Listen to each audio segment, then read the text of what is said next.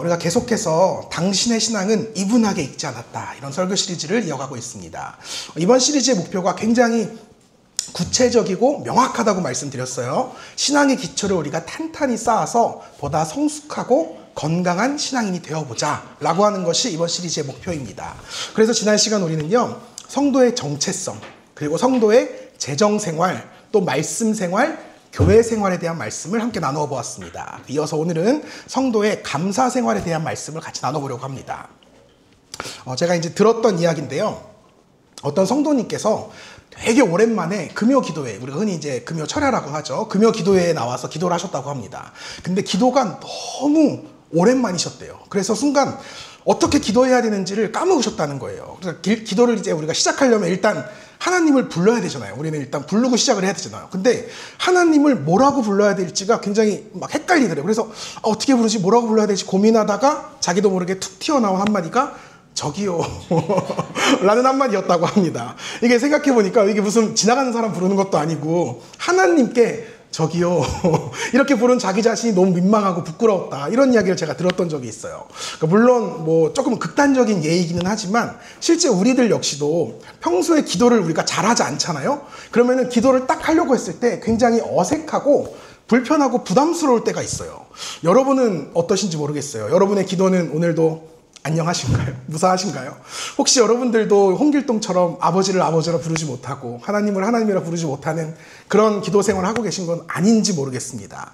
아마 우리 가운데에도 어떻게 기도해야 할지를 잘 몰라서 머뭇거리고 계신 분이 분명히 있으리라고 생각이 듭니다.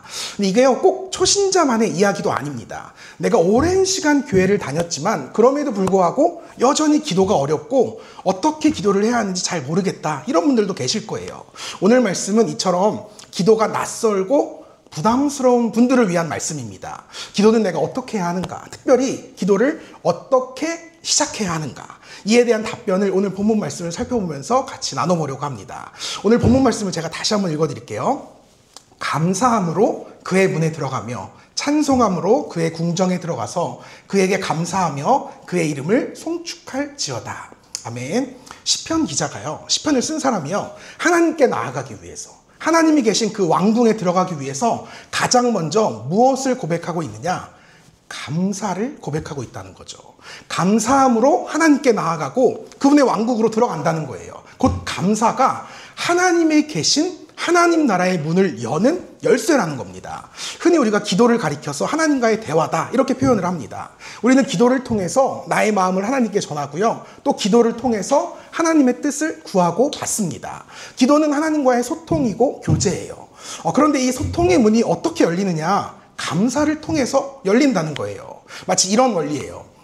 이제 많은 성도님들께서 저에게 기도 부탁을 하실 때도 있고요, 혹은 신방을 요청하실 때도 있고요, 이런저런 부탁의 말씀을 하실 때가 있습니다. 근데 그때마다 저를 찾아와서 다짜고짜 그냥 부탁부터 하시는 분은 거의 없어요. 대부분은 이렇게 대화를 하면서 빌드업이라는 걸 이렇게 해나갑니다. 목사님, 오늘도 귀한 말씀 너무 감사했어요. 목사님, 이번 한 주도 저를 위해서 기도해 주셔서 감사해요. 목사님들 교회를 위해 수고해 주셔서 감사합니다. 보통 이런 말들로 서두를 꺼내요. 서두를 장식하고요, 그 다음 용건을 말합니다. 그러니까 감사의 인사를 먼저 하시고요, 그 뒤에 자신에게 어떤 도움이 필요한가, 이걸 이야기하는 거예요. 이게 성숙한 지성인들의 대화입니다.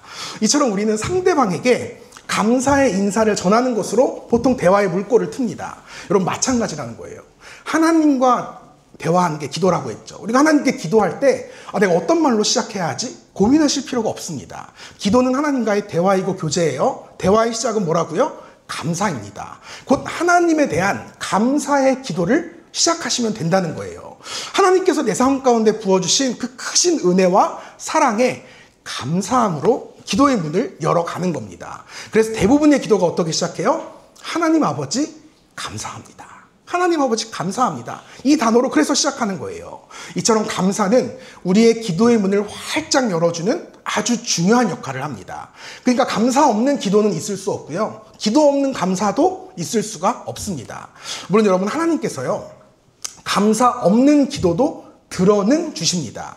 마치 이제 어린아이가 그 부모에게, 엄마 아빠에게 무언가를 요구할 때, 부탁할 때 단도직입적으로 말하는 거랑 똑같은 원리예요. 저희 둘째 아이가 지금 이제 4살이고요. 만 3세거든요. 저에게 무언가를 사달라고 할 때요. 이렇게 각을 딱 잡고요. 이렇게 이야기하잖아요. 아버님, 저를 위해 매일같이 수고해 주심에 감사드립니다. 그런데 말입니다. 제가 갖고 싶은 것이 한 가지 있어온데 혹시 구매가 가능한 부분이실까요? 절대 이렇게 이야기하지 않아요. 그냥 아빠 나 이거 사줘, 이게 끝이에요. 더 이상 그 어떤 미사여구도 없습니다. 그 어떤 감사의 표현도 없어요. 그러나 여러분, 제가 그렇다고 해서요 이 아이에게 단 한 번도 이 아이가 뭐 무례하다거나 버릇이 없다거나 이렇게 생각해 본 적이 없습니다. 왜냐하면 이 아이가요 말 그대로 어린 아이이기 때문이에요. 근데 만약에 이 아이가 다 커서 성인이 됐어요. 성인이 됐는데도 지금이랑 똑같이 아빠 나 이거 사줘, 으아! 막 이러면서 들어눕잖아요. 제 생각만 해도 뭐 아찔해요. 진짜 너무 끔찍할 것 같아요. 여러분, 이런 행동은요 말 그대로 어린아이 그러신 분이 계세요. 그런 말 그대로 어린아이이기 때문에 용납이 가능한 행동이라는 거죠. 우리가 흔히 예수님을 믿은 지 얼마 안 된 초신자의 기도발이 제일 세다. 우리가 흔히 이제 이런 말을 하잖아요. 아마도 하나님도 비슷한 마음이신 것 같아요. 영적으로 어린아이이기 때문에 뭐 묻지도 않고 따지지도 않고 그 기도에 응답해 주시는 것은 아닐까요? 제가 이런 말씀을 드리면 꼭 이런 생각을 하시는 분이 있어요. 그럼 내가 하나님 앞에서는 평생 어린아이처럼 살아야겠다. 그래서 내가 떼쓰고 기도하는 것마다 다 응답 받아야겠다. 이런 생각을 하시는 분도 계실 거예요. 하지만 이게요, 하나는 알고 둘은 모르는 굉장히 어리석은 생각이에요. 그러한 어린아이 같은 기도에는요 한 가지 굉장히 큰 문제가 있어요. 그게 뭔지 말씀드릴게요. 제가 읽었던 그 유기성 목사님의 1시간 기도라는 책에요 이런 일화가 나오더라고요. 어느 대기업에 회장 할아버지가 있었대요. 근데 이 할아버지가 그 자녀들이 외국으로 출장을 가는 바람에 이 9개월 된 손주를 며칠 동안 보는 일이 있었다고 합니다. 근데 하루는 이제 이 회장 할아버지가 낮잠을 자고 있는데 얼굴이 막 계속 간지럽다는 거예요. 그래서 왜 이렇게 얼굴 간지럽지? 이렇게 해서 깨보니까 이 어린아이가 기어와서 그 자기 얼굴에 막 이렇게 볼을 비비고 있었더라는 거예요. 근데 그 모습이 너무너무 사랑스럽고 이쁘더라는 거죠. 그래서 그 순간 이 할아버지가 손주에게 마음을 확 빼앗겼대요. 그러면서 이런 다짐을 하셨답니다. 내가 평생 이 아이를 위해서라면 세상에 못할 일도 없고 못 줄 것도 없다. 내게 있는 건 이제 앞으로 다 이 녀석 것이다. 이런 결심을 하셨다는 거예요. 근데 문제는요, 자신에게 있는 것이 너무너무 많아도요, 고작 9개월 된 아이에게 정작 해줄 수 있는 게 별로 없더라는 거예요. 뭐 이 아이에게 돈을 수억을 줘봐요. 쓸 수 있는 것도 아니고요. 자동차를 사줘봐야 탈 수 있는 것도 아니고, 아파트를 사주고 빌딩을 사줘도 이 아이가 할 수 있는 게 아무것도 없더라는 거죠. 아무리 할아버지가 대기업 회장이어도 이 아이에게 해줄 수 있는 것은 고작 조금 더 좋은 분유, 조금 더 많은 장난감, 이것밖에 없었다는 거예요. 이유는 하나예요. 아이가 너무 어리기 때문이었다는 거예요. 저도 감당할 수가 없으니까 주고 싶어도 줄 수가 없는 거예요. 여러분, 마찬가지예요. 우리가 하나님 앞에 찾아가세요. 하나님 얼굴을 막 비비면요, 하나님이 우리를 얼마나 예쁘게 보실까요? 자신 앞에 찾아와서 이렇게 예배하는 주의 백성들, 자신의 자녀들을 하나님께서 얼마나 사랑스러워 하실까요? 아마 자신이 가진 이 천하 모든 것을 다 주고 싶으신 마음이 드실 거예요. 또 실제로 그런 마음으로 자신의 하나뿐인 아들 예수 그리스도를 우리에게 보내주신 것일 것입니다. 근데 문제는요, 하나님께서 주실 그 많은 것을 다 받기에는 우리가 너무 어린 거예요. 우리가 아직 너무 어린 거예요. 우리가 영적으로 너무 어리기 때문에 온 세상의 주인이신 하나님이심에도 불구하고 정작 우리에게 주실 수 있는 것이 지극히 제한적이 될 수밖에 없더라는 겁니다. 만약 우리가 정말 주 안에서 장성하게 자라서 하나님이 우리에게 주시는 모든 것을 다 감당할 수 있는 수준이 되잖아요. 그렇게 자라나잖아요. 하나님께서는 우리에게 그 모든 것을 아낌없이 후해 주신다고 약속하셨어요. 그래서 누가복음 6장 38절에 보면 이런 말씀이 있어요. 이 말씀 같이 읽으면 좋을 것 같아요. 같이 읽겠습니다. 시작. 주라. 그리하면 너희에게 줄 것이니 곧 후이되어 물들고 흘러 넘치도록 하여 너희에게 안겨주리라. 너희가 헤아리는 그 헤아림으로 너희로 헤아림을 도로 받을 것입니다. 아멘. 우리가 예수님 말씀이시거든요. 우리가 누군가를 돕고 섬길 수 있을 만큼, 그러니까 줄 수 있을 만큼, 주라 이렇게 시작을 하잖아요. 줄 수 있을 만큼 그 믿음과 인격이 성숙하게 자라나면 하나님께서 우리에게 넘치도록 풍성한 복을 허락해 주신다는 말씀입니다. 그런데 이때 우리의 영적인 수준, 곧 신앙적인 수준을 가늠할 수 있는 기준이 무엇이냐? 그것이 바로 감사라는 거예요. 감사. 감사의 수준이 곧 신앙의 수준을 뜻합니다.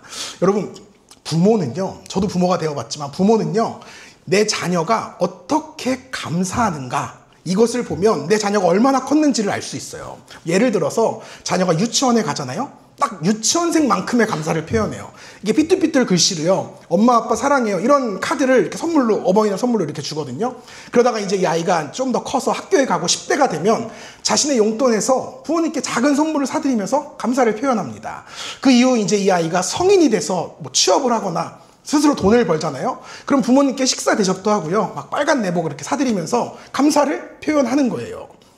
이처럼 감사가 그 사람의 성숙도를 표현해주는 잣대가 된다는 겁니다.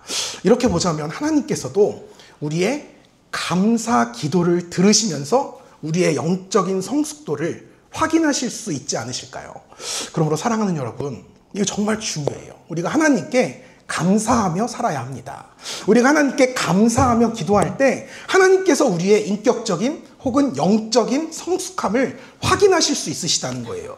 우리가 하나님께 감사 기도를 드릴 때 하나님은 그 하늘 문을 여셔서 우리를 맞아주시고요, 우리를 만나주시고 또 하늘의 그 한없는 복을 후히 부어주신다는 겁니다. 그렇기 때문에 하나님께서는 그 누구보다 우리가 감사하며 살기를 원하세요. 내게 있는 모든 것을 너에게 다 주고 싶은데 너가 이만큼 자라나야 줄 수 있잖아요. 그래서 우리에게 너는 감사하며 살아, 이것을 끊임없이 강조하며 말씀하시는 거예요. 그래서 성경이 이렇게 증거하죠. 범사에 감사하라. 이것이 그리스도 예수 안에서 너희를 향하신 하나님의 뜻이니라. 우리가 감사하며 사는 게 하나님의 뜻이라는 겁니다. 그러므로 우리는 우리의 삶 속에서 매 순간 감사해야 돼요. 바로 이러한 감사의 표현 중에 하나가 찬송입니다. 여러분, 찬송은요, 곡조 있는 기도이자 감사의 고백이에요. 그렇기 때문에 우리는 이 감사의 고백이 담긴 찬양을 통해서 하나님께로 나아가는 예배의 문을 여는 겁니다. 우리가 지금도 예배하면서 무엇으로 예배를 시작했죠? 찬양으로 예배를 시작했잖아요. 뜨거운 찬양으로 예배를 시작하는 이유가 바로 여기에 담겨 있는 거예요. 감사와 찬양이 하나님께로 나아가는 문이기 때문에 그렇습니다. 그런데 저는요, 요즘 이렇게 우리가 매주 찬양할 때마다 굉장히 마음이 울컥할 때가 있어요. 물론 하나님께서 부어주시는 은혜 때문도 있지만 또 한 가지는 우리 찬양을 이렇게 열심히 앞에서 인도하는 찬양팀 때문에 굉장히 울컥하거든요. 저희 교회가 작년이죠, 처음 개척됐을 때, 그때 이제 저희 가정, 저랑 저희 아내랑 아이 2명까지 합해서 한 10명 정도가 그 더제로 카페에서 함께 모여서 이렇게 예배를 드렸습니다. 물론 그때도 굉장히 행복하게 찬양하고 예배했는데요. 근데 제가 그때 어느 성도님의 그 지나가는 한마디를 딱 들었어요. 뭐라고 했냐면, 박수 치면서 찬양하고 싶다 라는 한마디를 들었는데요. 물론 그게 웃자고 한 소리였지만 그게 너무 문득 속상하게 확 와닿는 거예요. 그때는 이런 모니터가 없던 시절이거든요. 그래서 우리가 주보에다가 찬양 가사를 이렇게 적어드렸어요. 그러니까 이렇게 주보를 들고 찬양을 불러야 되니까 박수를 칠 수가 없는 거예요. 근데 그게 굉장히 좀 가슴이 아프더라고요. 그러니까 생각을 못 했었는데 그렇게 이야기를 하니까 되게 가슴이 아프더라고요. 그때 제가 하나님께 매일같이 드렸던 기도가 뭐였냐면, 하나님, 우리 박수 치면서 찬양할 수 있게 해주세요. 욕심 없어요. 박수 치면서 찬양할 수 있으면 좋겠어요. 또 언젠가 될지는 모르겠지만 우리 교회에도 이렇게 뜨겁게 예배하고 찬양할 수 있는 찬양팀, 예배팀을 세워주세요. 이렇게 기도를 늘 드렸던 것 같아요. 또 그런가 하면 지난 여름 수련회 때 어떤 지체가 이런 기도 제목을 써서 냈어요. 우리 교회에도 찬양팀이 세워지는 그날이 오면 좋겠습니다. 이런 기도 제목을 써서 냈거든요. 근데 제가 이렇게 문득 돌아보니까요, 이미 그 날이 와 있는 거예요. 하나님께서 저의 기도에 또 그 지체의 기도에 이토록 신속하게 응답해 주셨습니다. 이제 드럼만 들어오면 돼요. 일렉 기타는 제가 입으로 할 수 있거든요. 지금 좀 참고 있는 거고 가능해요. 띠리리리 하면 가능합니다. 그래서 일단 이제 드럼만 들어오면 될 것 같아서 믿음으로 한번 악기부터 사놓고 기다려볼까? 지금 이런 생각도 하고 있어요. 이렇게 이제 보시다시피 이제는 우리가 멋진 찬양팀과 함께 뜨겁게 찬양할 수 있게 됐어요.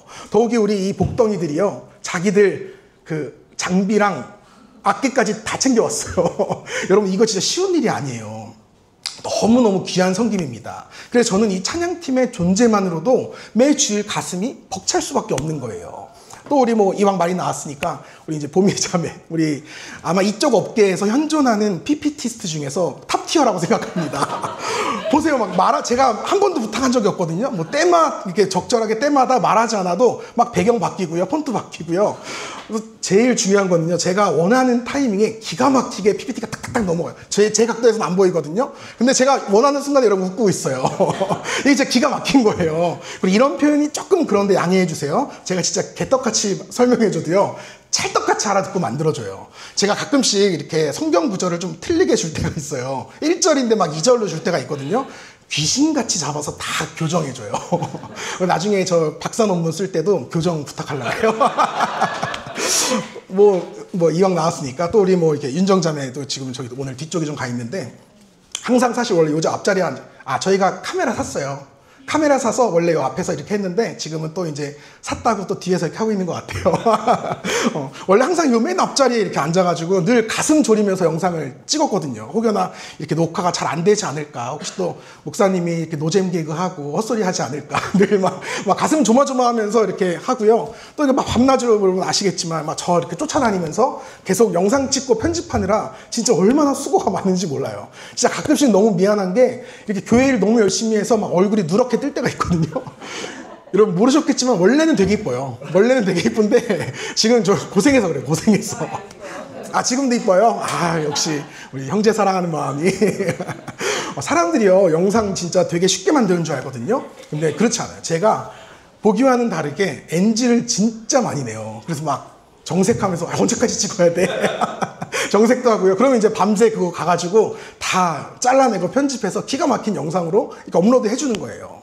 또 우리 은진 자매도 있잖아요. 매주 이렇게 교회 소식을 우리에게 전해주고 있는데, 여러분 이거 진짜 절대 쉬운 일이 아니에요. 사람이 많든 적든 앞에서 마이크를 잡는다는 게 진짜 떨리는 일이거든요. 또 우리 이제 단톡방에 때마다 일마다 아주 적재적소 나이스 타이밍에 교회 소식을 탁탁탁 공유해 주잖아요. 이번에도 진짜 기가 막힌 타이밍에 우리 그 수련회 공지를 딱 해줘가지고 여러분들이 100% 수련회 딱 등록하시고 회비까지 착착착 납부가 됐다는 거 아닙니까? 너무 얼마나 그래요. 얼마나 감사한지 몰라요. 제가 한 번도 수련회에 대해서 이야기하지 않아도 깔끔해요. 너무 좋아요.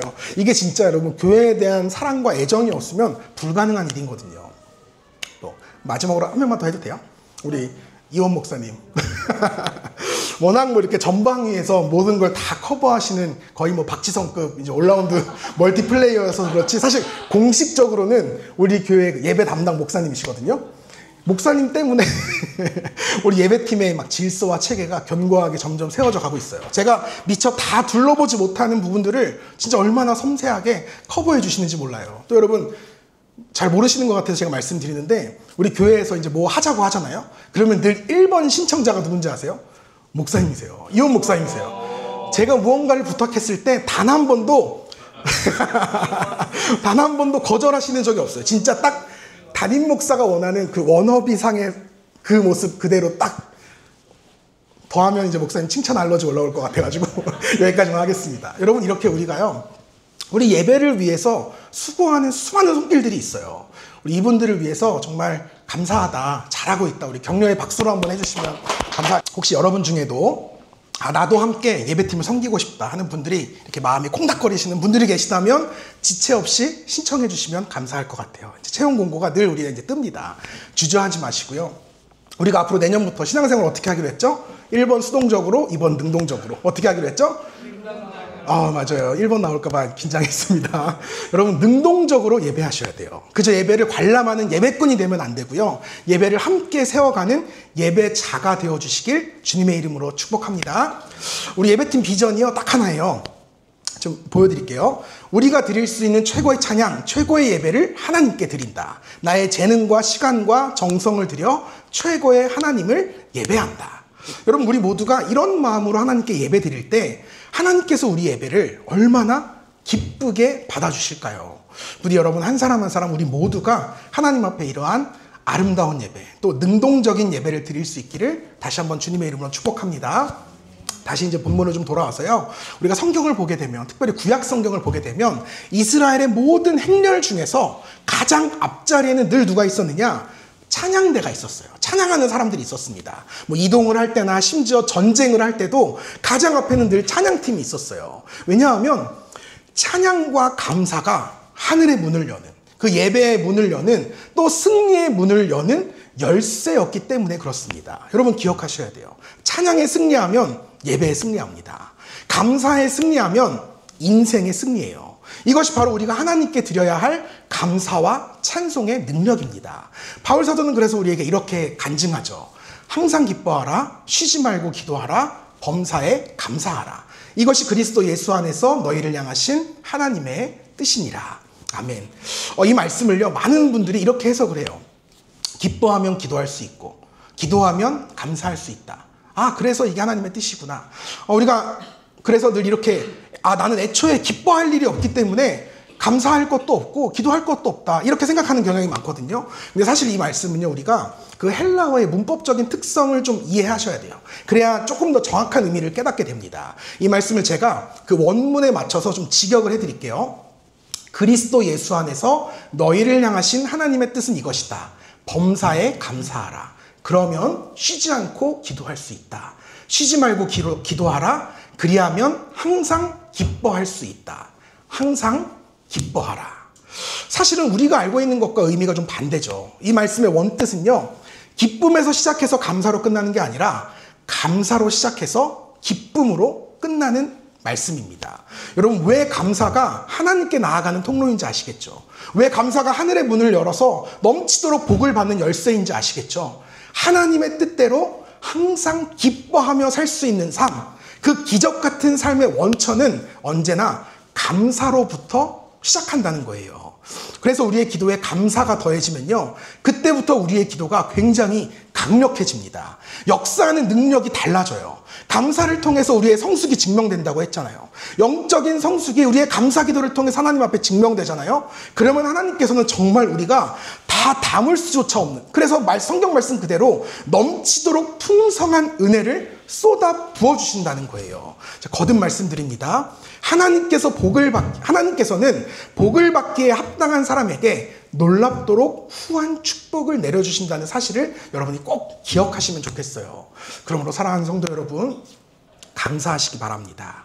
감사가 여러분의 인생을 진정한 축복의 인생으로 이끌어줄 여러분 인생의 마스터키예요. 감사함으로 기도하시고요. 또 그렇게 기도할 때 임하는 놀라운 축복을 매 순간 체험하고 경험하며 살아가는 우리 모두가 되기를 주님의 이름으로 축복합니다. 이제 마지막으로 좀 넘어갈게요. 우리가 성경을 자세하게 살펴보면요, 성경 안에는 바로 이 감사로 인해서 삶의 모든 문제를 해결받고 놀라운 기적을 경험하고 가슴 벅찬 기쁨의 삶을 살아가게 된 사람들의 수많은 간증들이 얼마나 많이 등장하는지 몰라요. 때로는요, 막 비슷한 내용이 겹쳐서 나오기도 해요. 우리 하나님은 정말 효율적인 분이신데 왜 이 한 권의 책에 그토록 수많은 이야기들을 겹쳐서 넣으셨을까? 왜 하나님께서는 이토록 수많은 감사의 에피소드들을 성경 전체에 걸쳐서 계속 반복하시는 걸까? 그 이유는요, 바로 야노두의 신비를 깨닫게 하시기 위함이에요. 얘도 감사해서 복 받았어. 쟤도 감사해서 승리했어. 야, 너도 할 수 있어. 너무 올드한가요? 그냥 최신이라고 생각했는데, 네, 회개하겠습니다. 네. 성경에서 이루어진 일이라면 나에게도 동일하게 역사할 수 있다 라는 사실을 깨닫게 하시기 위해서 성경을 읽으면서 계속 우리에게 감사의 이야기를 접하게 하시는 거예요. 이 놀라운 사건의 주인공이 오늘은 내가 될 수 있다라는 사실을, 그 믿음을 갖게 하시기 위해서 계속해서 감사 이야기를 반복하신다는 겁니다. 배고픔이 해결되는 기적, 아픈 자가 치유되는 기적, 심지어 죽은 자가 살아나는 기적, 삶의 모든 문제로부터 벗어나서 기쁨으로 가득한 삶을 살아갈 수밖에 없는 기적, 이 모든 기적들이요, 오늘 나에게도 동일하게 일어날 수 있다는 거예요. 근데 여기서 아주 중요한 사실 한 가지가 있어요. 성경에 기록된 그 수많은 기적들 속에요, 공통적으로 등장하는 한 단어가 있더라고요. 그게 바로 감사라는 단어입니다. 제가 몇 가지만 좀 가져왔어요. 요한복음 6장을 한번 볼게요. 예수님께서 여러분 잘 아시는 이야기예요. 고작 보리떡 5개랑 물고기 2마리로 그 수많은 사람들을 먹이시는 장면이 등장합니다. 사실 이 상황 자체가 말도 안 되는 상황인 거예요. 그 자리에 얼추 한 2만 명쯤 되는 사람들이 모여 있었다라고 성경학자들이 추정하거든요. 근데 그 2만 명을 먹이기 위해서 준비된 음식이 고작 물고기 2마리, 보리떡 5개. 이걸로 누구 배를 채우겠습니까? 만약 우리가 그 당시 그곳에 있었더라면 우린 분명 불평부터 하지 않았을까요? 야, 예수님도 좋고 하나님 나라도 좋은데 이거 다 먹고 살자고 하는 거 아니냐? 나 먹고 살라고 예수님 따라온 거 아니냐? 이거 지금 생선 가지고 뭘 누굴 코에 먹일 거냐? 우린 이런 불평부터 했을 것 같아요. 근데 그때 예수님이 어떻게 하시느냐? 성경이 이렇게 진 거예요. 예수께서 떡을 가져 축사하신 후에 앉아있는 자들에게 나눠주시고 물고기도 그렇게 그들의 원대로 주시니라. 아멘. 본문에서 축사했다는 말의 원어적인 의미가요. 원뜻은요. 감사를 표하다. 감사 기도를 하시다. 라는 뜻이에요. 곧 예수님께서는요. 이 말도 안 되는 상황에서 그것도 이 보잘것없는 오병이어를 가지고는 하나님께 뭘 했다고요? 감사하셨다는 거예요. 감사 기도를 드리셨대요. 그래서 이 같은 본문을 새번역 성경은 이렇게 번역합니다. 예수께서 빵을 들어서 감사를 드리신 다음에 앉은 사람들에게 나눠주시고 물고기도 그와 같이 해서 그들이 원하는 대로 주셨다. 감사하잖아요. 원하는 대로 이루어진다는 거예요. 여러분, 이 엄청난 기적의 시작이 무엇이었느냐? 예수님의 감사 기도였다는 거예요. 이 성숙한 예수님의 감사로 인해서 하나님께서는 그곳에 있는 모든 주의 백성들에게 말 그대로 넘치도록 후한 축복을 내려주셨다는 겁니다. 한 가지만 더 볼게요. 요한복음 11장에 보면요. 예수님께서 자신의 친구였던 나사로가 죽었을 때 그 무덤 앞에서 이런 말씀을 하세요. 돌을 옮겨놓으니 예수께서 눈을 들어 우러러보시고 이르시되 아버지여 내 말을 들으신 것을 감사하나이다. 이 말씀을 하시고 큰 소리로 나사로야 나오라 부르시니 죽은 자가 수족을 배로 동인 채로 나오는데 그 얼굴은 수건에 쌓였더라. 예수님의 부르심 앞에 죽은 사람이 다시 살아나는 엄청난 기적이 일어났어요. 근데 그 시작이 무엇이었느냐? 예수님의 감사 기도였다는 거예요. 감사 기도 하시고 나사로를 부르셨다는 겁니다. 이 외에도 수많은 기적의 사건들 앞에는 여러분 한번 댁에 가서 다 찾아보세요. 놀랍게도 이 감사라는 단어가 빠지질 않아요. 이것이 무엇을 의미하느냐? 계속해서 말씀드렸듯이 감사가 하나님께 나아가는 통로라는 거예요. 하늘의 문을 여는 열쇠고요. 능력 있는 기도의 시작이라는 겁니다. 사랑하는 성도 여러분, 우리의 삶에도 정말 이런 놀라운 일들, 정말 이제 기적과도 같은 아름다운 일들이 가득 펼쳐져야 되지 않겠어요? 우리도 똑같이 예수님 믿는 사람이잖아요. 우리의 삶에도 성경에서 일어났던 기적이 동일하게 일어나야 되지 않겠습니까?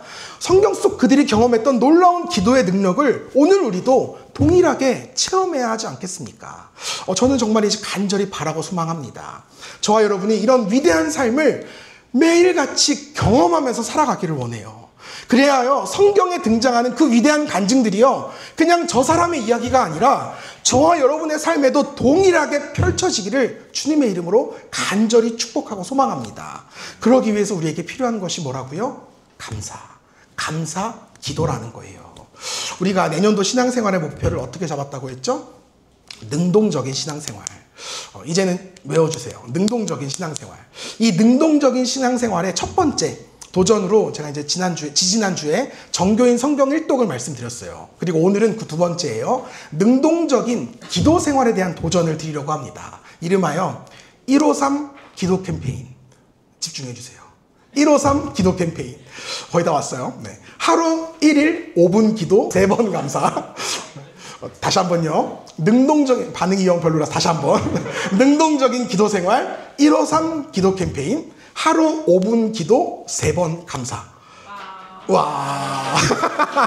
우리가 내년 1년 동안에요, 정말 이거 하나만큼은 정말 성실하게 지켜나가 보자는 거죠. 예수님께서 제자들에게 뭐라고 말씀하셨냐면 1시간도 깨어 기도할 수 없느냐 이렇게 말씀하셨거든요. 저는 정말 동일한 마음으로 여러분에게 말씀드리고 싶어요. 5분도 채 깨어 기도할 수 없느냐, 5분도 기도할 수 없느냐. 여러분, 우리 생각하는 것보다 기도 안 해요. 하루에 5분 기도하는 거 쉬워 보이죠? 생각보다 5분도 기도 안 한다는 걸 제가 제 스스로의 모습을 보면서도 느낄 때가 많아요. 우리가 딱 하루에 5분, 그리고 감사 제목 3개, 그렇게 하루를 우리가 경건하게 살아보자는 거죠. 그렇게 범사에 감사하고 기도하는 일이 곧 우리를 향하신 하나님의 뜻이라는 겁니다. 이 범사에 감사하라 라는 말을 우리식으로 바꾸잖아요. 하루 종일 감사해라 이런 뜻이에요. 이 말은요, 하루 종일 감사해요 감사해요 감사해요 이렇게 말하라는 게 아니라요, 하루 종일 감사거리를 찾으면서 살라는 말입니다. 여러분, 우리의 삶이라는 것이요, 감사해서 감사한 게 아니에요. 감사함을 찾으니까 감사해지는 겁니다. 지금 이 순간에도요, 우리가 그냥 살면요 그냥 사는 거예요. 근데 감사함을 찾잖아요. 감사한 삶을 살아가게 돼요. 하나님, 오늘도 이렇게 좋은 교회에서 좋은 사람들과 함께 예배할 수 있게 하시니 감사합니다. 하나님, 오늘도 안전하게 교회까지 올 수 있게 하시니 감사합니다. 하나님, 이렇게 추운 날씨에 따뜻한 곳에서 예배할 수 있게 하시니 감사합니다. 하나님, 오늘 예배 끝나고 애찬으로 피자 준다고 하는데 너무너무 감사합니다. 너무 기대돼요. 나 일주일 전부터 다 알고 있었잖아요. 너무 여러분, 이처럼요, 우리가 감사를 찾잖아요. 그러면 그때부터 감사한 삶이 시작되는 거예요. 우리가 내년부터 이런 삶에 한번 도전해 보자는 겁니다. 근데 단순히 감사해서 그냥 그치는 것이 아니라 그 감사 제목을 가지고 하나님께 기도로까지 나아가셔야 돼요. 그래야 이 감사가 기도를 통해서 축복이 되고요, 능력이 돼요. 하나님께서 그 감사 기도에 놀랍도록 풍성한 복으로 응답해 주신다는 겁니다. 그렇게 우리가 매일매일 감사하며 기도하잖아요. 성경 속에서 일어났던 그 놀라운 기적이 나의 기적이 돼요. 나의 능력이 되고요, 나의 축복이 됩니다. 제가 지난 몇 주 동안 그 가피플 성경 어플을 이렇게 계속 좀 둘러봤어요. 이것저것 막 테스트 해봤거든요. 근데 거기에요, 공동 성경 읽기와 더불어서 공동 감사 고백 나누기 기능이 있더라고요. 오늘 진짜 가피플한테 너무 감사했어. 어떻게 우리 교회 내년 목회 방향을 딱 알고 거기에 맞춰서 세팅을 해놨더라고요. 이제 알잘딱깔센으로 딱 해놔서, 야, 이 가피플 준비됐구나 이런 생각이 들었어요. 사랑하는 여러분, 우리가 함께 내년에 도전해 봅시다. 153 기도 캠페인 뭐라고요? 하루에 몇 번 기도? 5분 기도. 몇 번 감사? 3번 감사. 이거 진짜 해주세요. 아멘. 말씀을 좀 맺도록 하겠습니다. 오늘은 우리가 성도의 감사 생활에 대한 말씀을 함께 나눴어요. 여러분, 감사는요, 하나님께로 나아가는 문이고요, 또 동시에 내 신앙의 수준을 하나님 앞에 정직하게 드러내는 지표가 돼요. 감사의 수준이 곧 나의 영적인 수준이고 신앙의 레벨이 되는 겁니다. 감사하는 자가 영적으로 성숙한 자라는 거예요. 저와 여러분, 우리 모두가 정말 감사할 줄 아는 이분하고 성숙한 신앙인으로 자라날 수 있기를 바라요. 그러므로 사랑하는 성도 여러분, 감사하며 삽시다. 여러분, 때로는 어려움이 찾아와요. 그때도 감사해 봅시다. 문제가 찾아와요. 그때도 한번 감사해 봅시다. 원수들이 나에게 찾아올 때도 있죠. 그때도 한번 감사해 보자는 거예요. 저도 정말 그렇게 살아내기를 지금도 계속해서 결단하고 있어요. 저의 개인적인 내년도 신앙생활의 목표가 있거든요. 어떤 상황에도 감사하기. 내 마음대로 일이 풀리지 않아도 감사하기. 여러분들이 괴롭혀도 감사하기. 안 괴롭히셔도 돼요. 뭐 꼭 이거 지키게 해주시려고 안 괴롭히셔도 돼요. 이 위대한 교회를 섬길 수 있음에 감사하기. 바라기는 여러분의 삶에도 저와 동일한 이 감사의 고백들이 펼쳐지기를 주님의 이름으로 축복합니다. 오늘 말씀을 좀 맺으면서요, 좀 평소랑 조금 다르게 구체적으로 말씀을 좀 적용하면서 말씀을 맺고 싶거든요. 여러분들 주보를 다 한번 보시면요, 오늘은 나의 감사기도 제목 적기가 있어요. 나는 이런 상황에서도 감사하겠습니다. 예를 들어서 나는 건강이 좋지 않고 돈이 없어도 감사하겠습니다. 여러분 모두 저마다의 상황에 맞는 꼭 필요한 감사의 제목이 있을 거예요. 감사의 결단이 있으실 거예요. 제가 한 3분 정도 시간을 드려볼 테니까 한번 진지하게 생각해 보시고요. 나는 이런 상황에서도 감사하겠습니다. 하나님 앞에 결단하는 시간을 갖겠습니다.